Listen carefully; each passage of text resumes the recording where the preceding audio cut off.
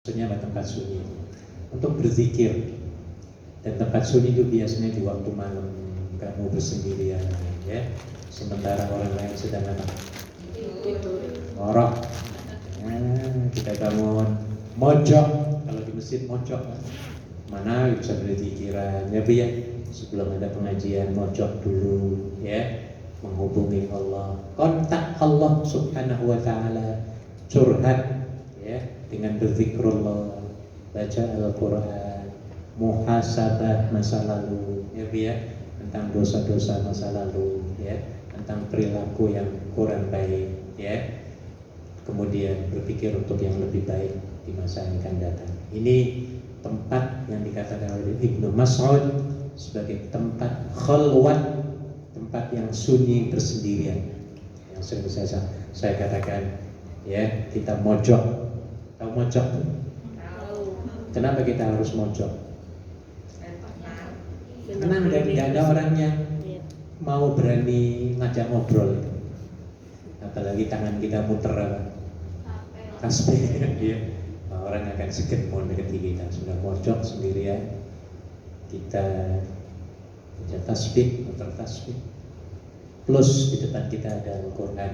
Nah, jadi dengan 3 cara itu, insya Allah, ya, pikiran yang serba, kalau sebelumnya, ya, akan dijernihkan, akan ditenangkan, didamaikan, nyamankan oleh Allah Subhanahu wa Ta'ala. Saya yakin banget, termasuk saya datang ke sini duduk ngomong-ngomong kayak ini dapat sebenarnya menenangkan jiwa pikiran saya, ya, termasuk panjenengan yang dengerin, ya, karena mendengarkan kata-kata yang baik, mendengarkan nasihat-nasihat, apalagi yang saya sampaikan adalah kalamullah. Apa kalamullah itu? Ayat suci Al-Quran, ya, maka sudah pasti akan dapat memberikan tenaga positif, gelombang magnetik, ya, yang akan dapat memberikan inspirasi, motivasi, semangat kepada kita. Saya yakin kondisi keadaan saat ini sekarang kita ini, ya, biar lebih tenang daripada malam tadi. Tenangan mana malam tadi dengan sekarang? Sekarang. Tenangan kapan? Sekarang kan, ya. Nah ini dikarenakan oleh perintah Allah dan Rasulnya serta para sahabat yang tadi saya sebutkan, Ibnu Mas'ud, Abdullah bin Mas'ud. Kita teruskan ayat berikutnya. Tadi ayat berapa? 39. Ya, 39. Jadi sebelum kita teruskan, saya ulang kembali, jaga akidah kita, ya biar jangan sampai kita, tadi disebutkan dalam Al-Quran itu, sampai kita itu menyeberang ke akidah lain, kepercayaan, menukar akidah lain, ya. Kalau sudah murtad, maka di akhiratnya akan diapain tadi Bu dalam ayatnya? Dicemplungkan di mana? Neraka jahanam dalam kondisi apa? Tercela, saking apa namanya, hinanya, ya Bu ya. Dan juga apa? Ya, jadi menderita sekali di akhiratnya. Maka mulai sekarang kita terus pertahankan apa? Akidah, iman kita tetap kepada Allah Subhanahu wa Ta'ala, walaupun kita disuap, disogok dengan apapun untuk menukar kepercayaan kita, tetap kita katakan no way. Nah, Nabi pernah disogok loh, iya, oleh orang-orang kafir Quraisy, ya. Ya Rasulullah, kamu mau minta jabatan apa saja, mau minta harta seberapa saja, asalkan kamu berhenti berdakwah, ya, kami akan berikan semuanya. Apa jawaban Nabi? Walaupun Anda meletakkan matahari di atas tangan kananku, bulan di atas tangan kiriku, aku tidak akan berhenti menebarkan, ya, dakwah ini. Wah, ini hebat Ibu ya. Disuap dengan keduniaan yang apa saja dia minta, dengan perempuan, dengan jabatan apa. Nabi mengatakan apa? Ya, coba kalau Nabi nerima kita nggak bisa baca Al-Quran ya Bu ya, kita jadi musyrik semuanya. Nah ini kita patut bersyukur kepada Allah Subhanahu Wa Taala ya, karena kita dapat menjadi umat pengikut siapa? Nabi Muhammad Sallallahu Alaihi Wasallam. Dan dalam agama kita ibu sekalian, yang namanya konsep ketuhanan itu sangat jelas kan. Konsep ketuhanan dalam agama Islam sangat terang benderang, sangat terang benderang. Kayaknya ibu kalau ditanya orang lain non Muslim, kalau ditanya misalnya, please tolong terangkan Tuhanmu itu seperti apa sih? Apa jawabnya? Kalau Tuhan aku itu kan loh, ada patungnya misalnya ya Bu ya, atau kalau di gereja ya ada salibnya Yesus misalnya ya Bu ya. Di masjid kok nggak ada patungnya, nggak ada gambarnya. Tuhanmu itu yang mana, kayak apa? Karena saya sering ditanya, kalau ada tamu-tamu mahasiswa atau perkumpulan yang datang ke sini, saya bawa ke masjid ke dalam, saya terangkan semua karpetnya apa itu semuanya saya jelaskan. Konsep ketuhanan, sembahyang, kenapa sampai sujud, kenapa orang sembahyang itu perempuan gak boleh di depan. Karena ada yang nanya, Sir, kenapa katanya kalau orang Islam itu sembahyangnya dipisah-pisah, nah perempuan di belakang, laki di depan. Jawabnya apa? Kalau di gereja kan berdampingan ya biar. Nah, di Islam kok nggak seperti itu? Nah, ini perlu jawaban yang rasional, ya. Jadi kembali pertanyaan kepada tentang ketuhanan, ya. Nah, Nabi sendiri pernah ditanya oleh orang-orang ateis, penyembah berhala, bahkan orang Yahudi, ya, ditanya, ya Rasulullah, sif lana rabbak. Coba terangkan kepada kami ya Rasulullah tentang Tuhanmu itu seperti apa dan bagaimana. Nabi kalau ditanya oleh orang, ya, beliau biasanya menunggu wahyu. Tidak lama wahyu kemudian turun, ya.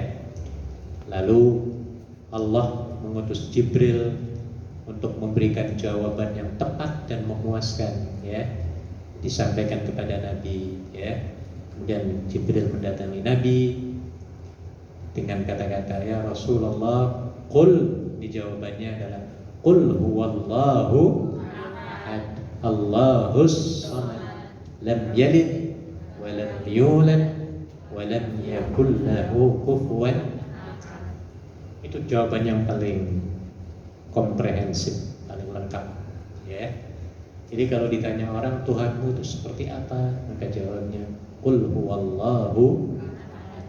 Ya jangan pakai Al-Quran yang nggak ngerti mereka yang dia terjemahkan. Apanya qul huwallahu itu? Ini juga pernah dinyanyikan Roma Irama. Roma itu hebat. Katakan Tuhan itu satu. Terus apa lagi? Tuhan tempat.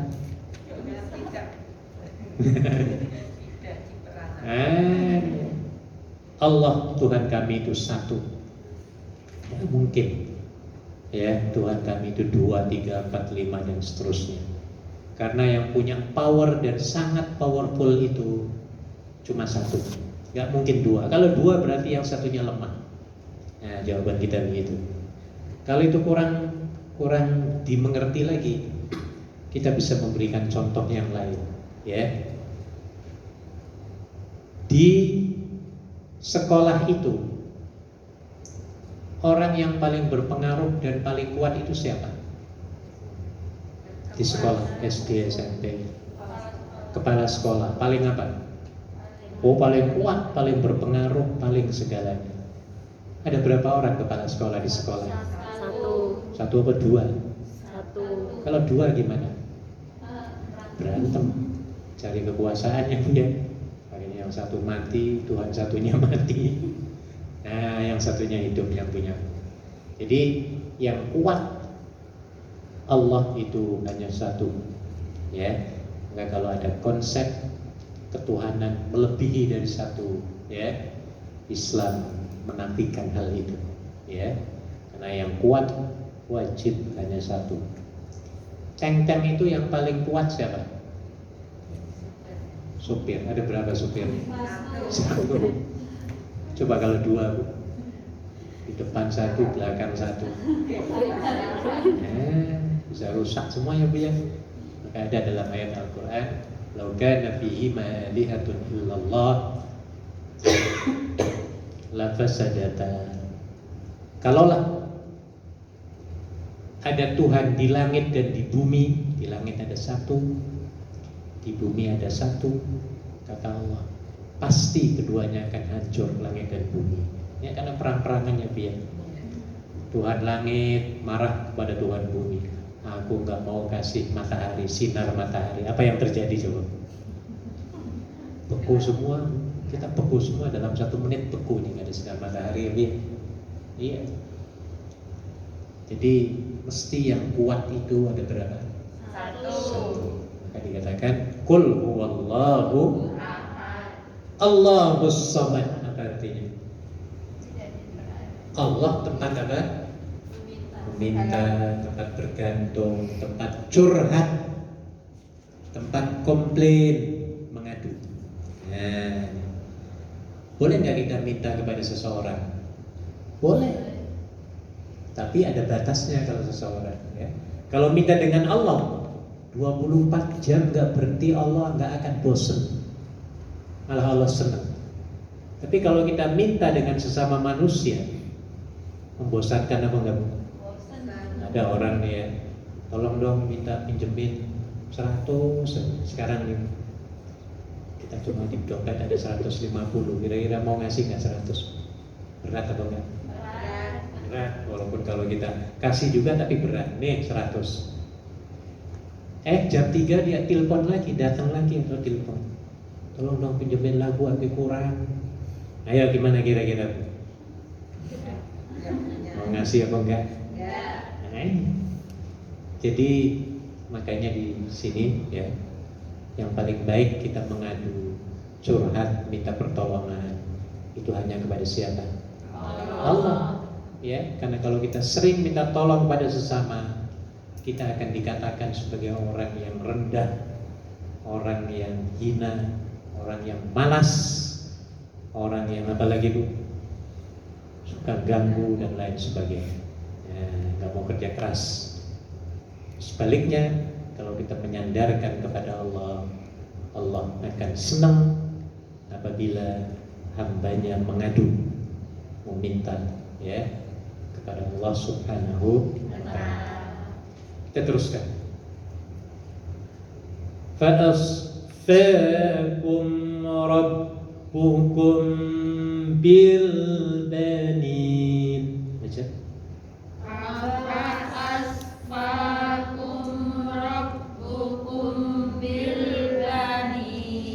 واتخذ من الملائكة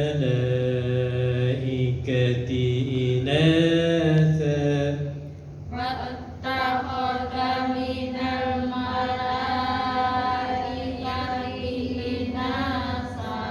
إنكم لتقولون قولا عظيما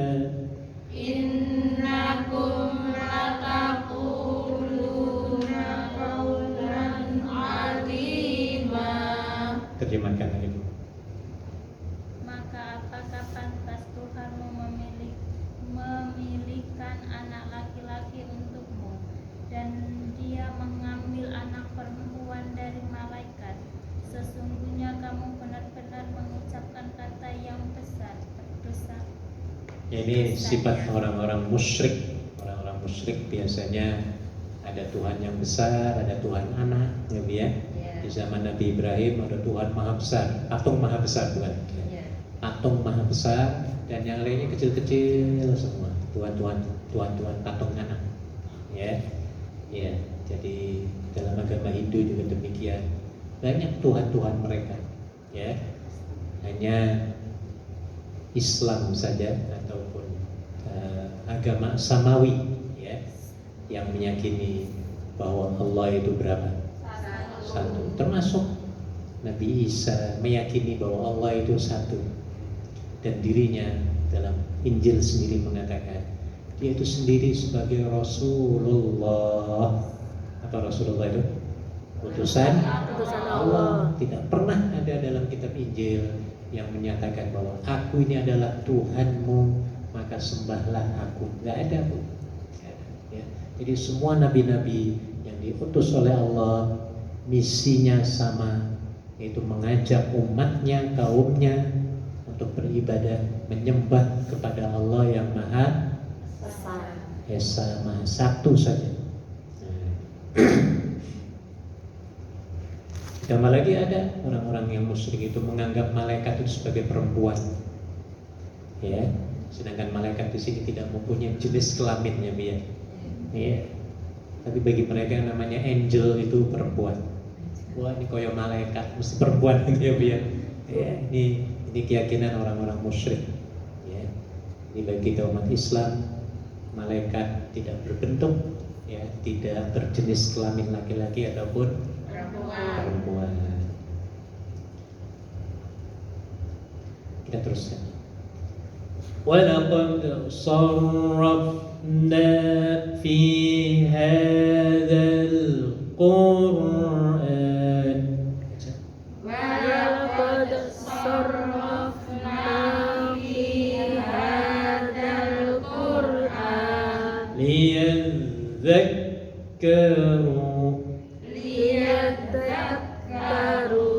وَمَا يَزِيدُهُمْ إِلَّا نُفُورًا. وَمَا يَزِيدُهُمْ إِلَّا نُفُورًا. Terjemahkan lagi. Dan sungguh dalam Al-Quran ini telah kami jelaskan berulang-ulang peringatan agar mereka selalu ingat. Tetapi peringatan itu hanya menambah mereka lari dari kebenaran. Ya, orang-orang musyrik, orang-orang kafir, ya, walaupun mereka tahu, ya, bahwa Al-Quran ini isinya adalah hudan, petunjuk yang memberikan ketenangan, ya, ilmu pengetahuan, tapi mereka tetap menolak, ya, maka tunggulah, ya, saatnya, azabnya di akhirat. Kita teruskan. Qul law kana ma'ahu alihah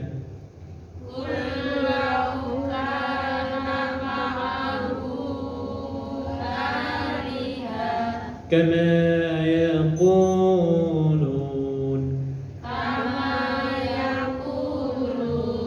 idzan labtaghaw ila dhil arshi sabila.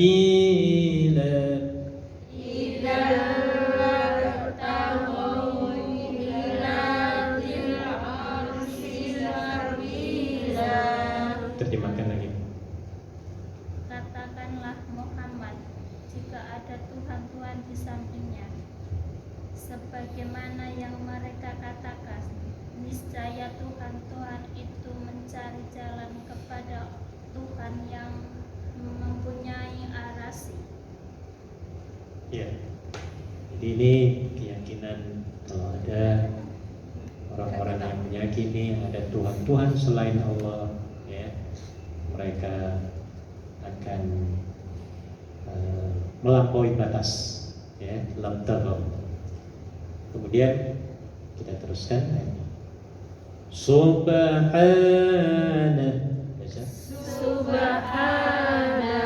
wa ta'ala amma yaqulun.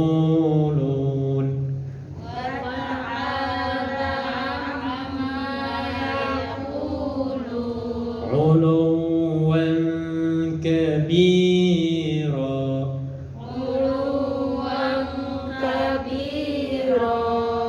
Tusabbihu lahu as-samawati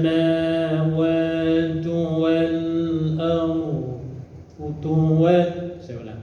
Tusabbihu lahu as-samawati as-sab'u wal-ardu.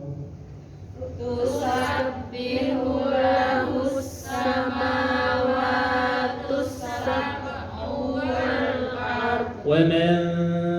فيهن ومن فيهن وإن من شيء إلا وإن من شيء إلا يسبح بحمده يسبح بحمده ولكن لا تفقهون تسبيحهم ولكن لا تفقهون تسبيحهم إنه كان حليما غفورا. إنه كان حليما غفورا. Baca artinya.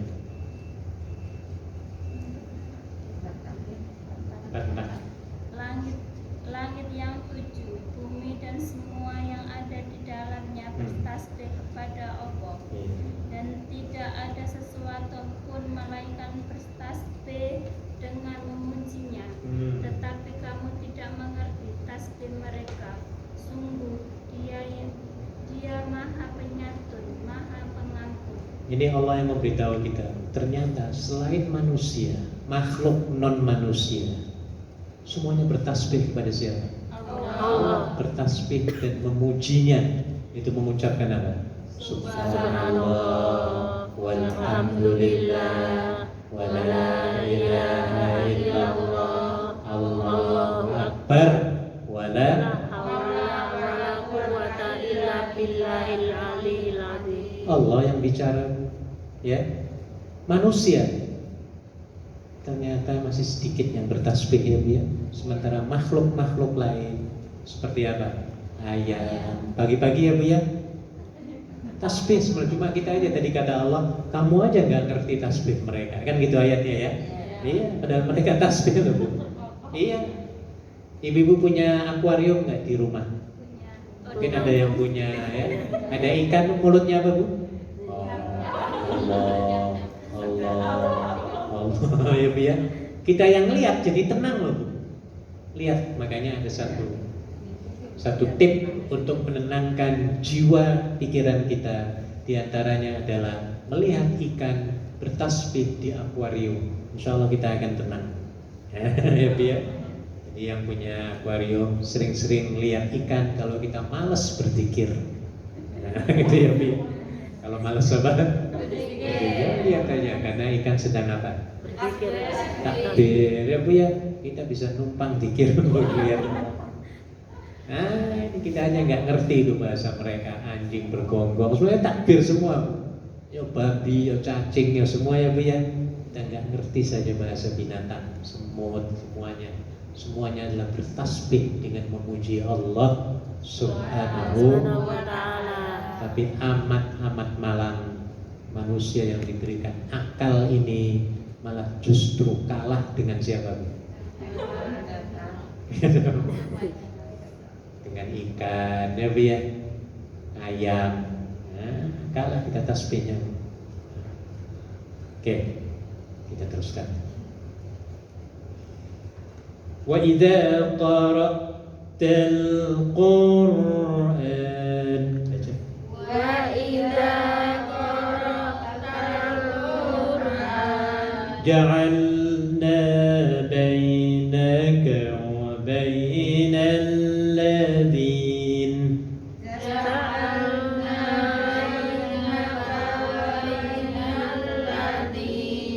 الذين لا يؤمنوا بالآخرة الذين لا يؤمنون بالآخرة حجابا مستورا. حجابا مستورا. Baca lagi artinya 45. Dan apabila engkau Muhammad membaca Al-Quran, kami adakan sesuatu dinding yang tidak terlihat antara engkau dan orang-orang yang tidak beriman Ya, berbeda. Ketika kita membaca Al-Quran, kemudian merenungi ayat Al-Quran, di situ Allah akan memberikan hijab, penghalang, pembeda, ya, antara kita yang membaca Al-Quran dengan memaknai artinya, ya, akan menjadi makhluk yang beda dengan orang-orang yang tidak beriman kepada hari akhirat.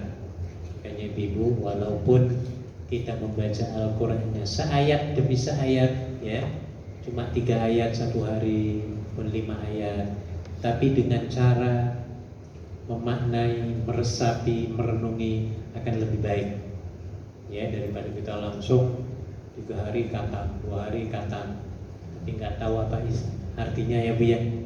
Nah, makanya disebut ahlul Quran, bukan orang yang banyak khatamnya, ya, tapi orang yang membaca, merenungi, plus mengamalkan ajaran yang dia baca. Itu namanya ahlul apa? Ahlul Quran. Iya, jadi bukan hafiz, belum tentu hafiz. Kalau dia cuma ngapal tok, ya Bu ya, dia tidak mengamalkan apanya, Maknanya. siapa yang dia baca, maka bukan disebut sebagai ahlul Quran. Nah, makanya itu penting. Yang saya baca kita terangkan. Ini penting, ya. Ya bagus kita baca Al-Quran banyak, tetapi yang lebih bagus lagi adalah membaca sekaligus apa? Merenungi artinya plus mengamalkan. Jadi ini bedanya. Ketika kita membaca Al-Quran sambil merenungi maknanya, ya, wawasan kita menerawang ke jutaan tahun yang akan datang. Apalagi yang kita baca itu tentang surga, ya Bu ya. Wah, indah sekali. Di surga itu, Bu, apa yang kita ingin saja sudah Allah berikan. Belum ngomong lagi, Bu, apalagi minta, ya Bu ya. Kita baru berkeinginan, berkehendak saja sudah di depan mata kita. Kayak sekarang kita mau order makanan, ya Bu ya. Ada yang pernah order makanan nggak? Panda, delivery, belum pernah.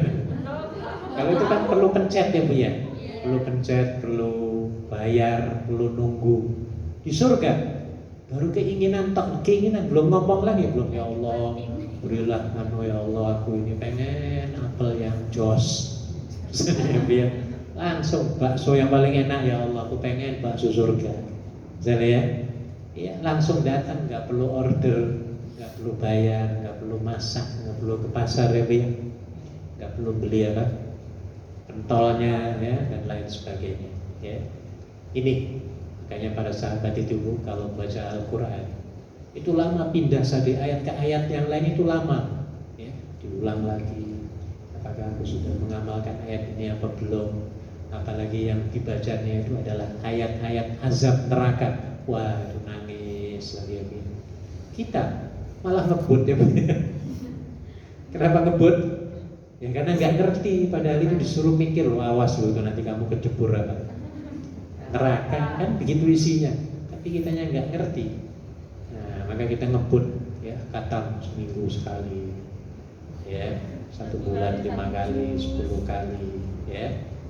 Nah, sementara perangainya kadang-kadang, ya, bukan perangai akhlak yang dianjurkan dalam Al-Quran itu. Ya, ini, ya, biar.